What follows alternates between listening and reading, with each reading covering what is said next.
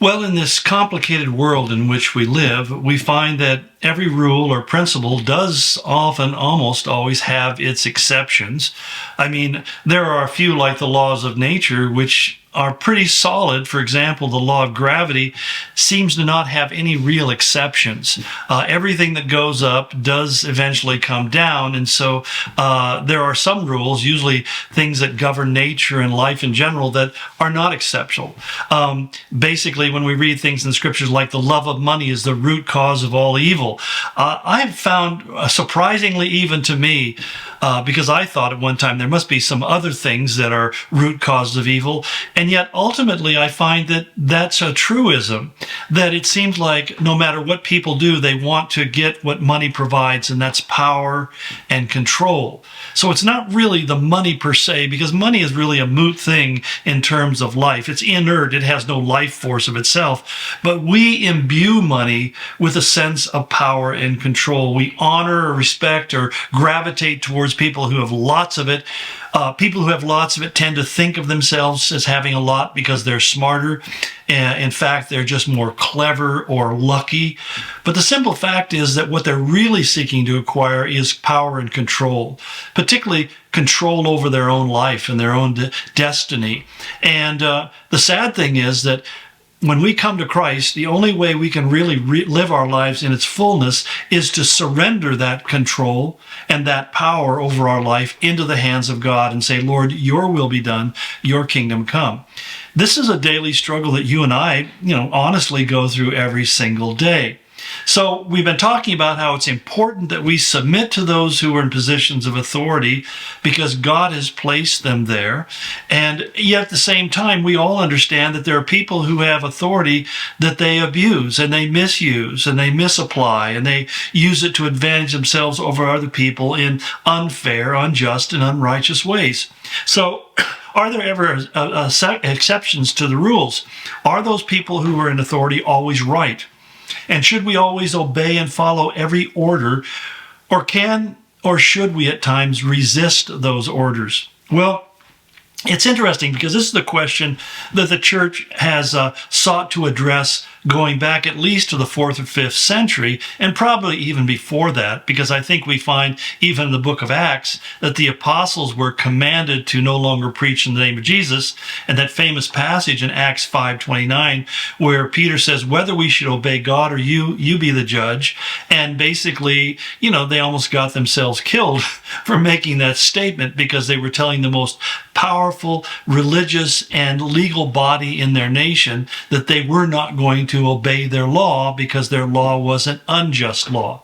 And that's why I find that, for example, in the 5th century, Augustine talked about, he said, an unjust law is no law at all. And later on, Thomas Aquinas would say, an unjust law is a human law not rooted in eternal or natural law. So what Augustine and Thomas Aquinas were saying is there are certain absolutes in this world that we need to recognize are true principles.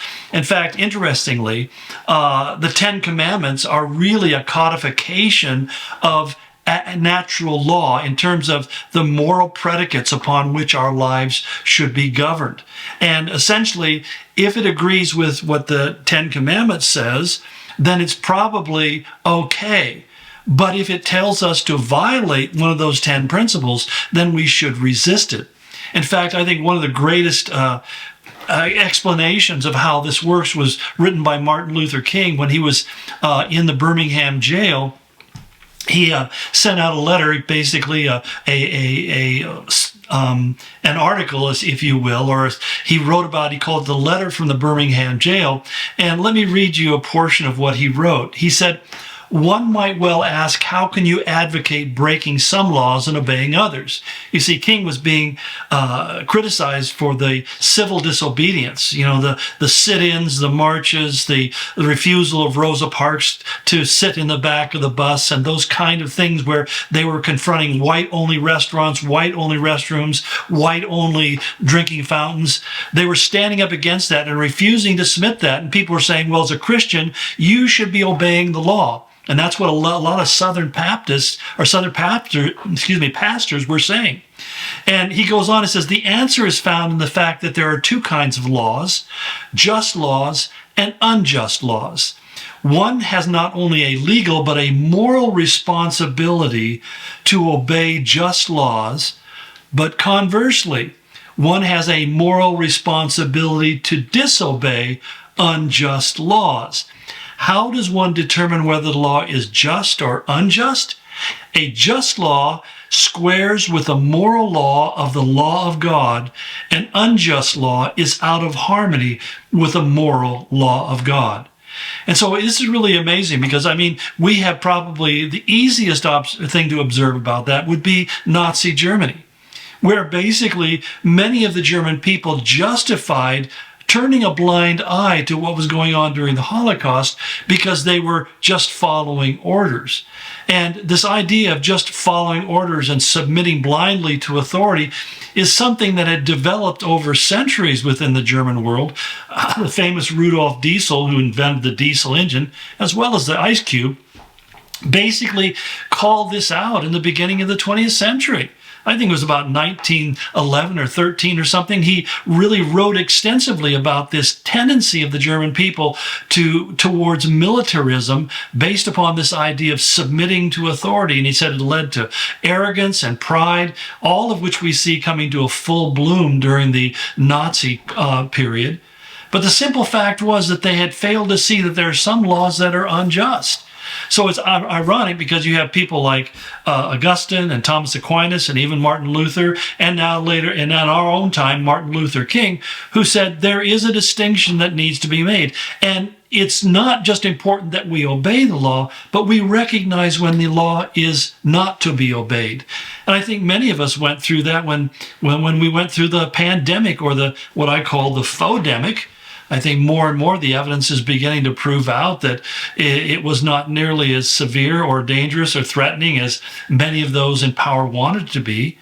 And the simple fact that they made rules, in fact, Dr. Fauci has just recently admitted before a congressional hearing that the idea of social distancing and wearing masks was not based upon any kind of scientific evidence. In fact, he pretends like he had nothing to do with it. He said it's just something that happened. Well, that's, again, he's great at revising the truth. But the simple fact is that many of us decided that this was not scientific, but more importantly, it was a violation of our civil rights, that our Constitution agrees that we have the right to free assembly. Now, in the case of our church, we initially shut down because they told us that the pandemic was going to spread, so we closed the church. And very quickly, I began to find out that this didn't make a whole lot of sense, particularly when the riots broke out in 574 cities around the United States, and BLM and Antifa were tearing things apart and burning things down, and even leading to the death and serious injury of a lot of people. And I remember our own governor was asked about the riots that were taking place in Seattle in the Capitol Hill district. And it was interesting, as I was listening to his interview, he made this comment. Somebody said, well, how are you letting these people do these demonstrations and riots without social distancing and wearing masks? And he said, their First Amendment rights trump my mandates. And right away, when I heard that, I thought, okay, you've just acknowledged before the whole world that I have a right to exercise my rights. So our position was, we're reopening our church. We're going to begin to have services again. And we're not doing it to, give the middle finger to the government. But what we are doing is saying we have First Amendment rights. And if people are concerned about becoming infected, then don't come to church. You can still follow us online. But for those of us who think this is all phony, we're going to continue to meet and worship together. And we went on from there. And it was amazing, though, how willing people were to comply to that. A lot of people were struck by fear, and they were terrorized by all the misinformation and false information that was coming up from people who should have known better. But nonetheless, there were also people who just had this mindset. Many pastors who said, well, we can't argue with the government. They were afraid that the government would come and punish them. Now, in some places, pastors and churches were terribly persecuted, especially in California, and some smaller churches on the west side of our own state who didn't have the ability to fight back. Even our own our legal counsel said to us they wouldn't defend us in court because we were breaking the law. And I remember we just said, oh, well. They came back about a month or so later and said, oh, we're sorry, we think you were right. But nonetheless, you find that people oftentimes comply without asking the question, why? Does it make sense? And I think it's important for us as Christians that we always try to evaluate things in a Berean sense, that we look to the scriptures and see, is this really what the Bible says? And we find that the apostles throughout history continue to meet, even in times of plague and disease, because they felt that it was more important to focus on the spiritual growth and health of their people than it was to become obsessed with their physical health. Do I think that you can carry that to an extreme? Sure you can. That's why we exercise cleanliness in our buildings, and we wash our hands in all of our food preparations, and we try to do things that are going to keep people healthy. But the simple fact is, at the end of the day, you can get so caught up into it to the point where you cannot even worship together, then I think you've crossed a line. But that's a discussion we have more time, that take more time than I have available, so I'll bring it to an end and we'll move on to the next point in Paul's exhortation.